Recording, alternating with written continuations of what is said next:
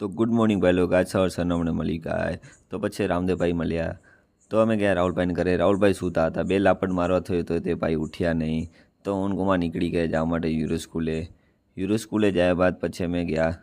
તો ત્યાં ગયા પછી અમને જોવા મળ્યું હતું કે ત્યાં બ્રેક પડ્યું હતું. તો અમે પછી અમારા ભાઈ બહેનને તેડીને નીકળી પડ્યા જવા માટે. તેમને તેડી નીકળી અમે ગયા બચ્ચાઓ. તો ત્યાં અમને મળ્યા નયનભાઈ.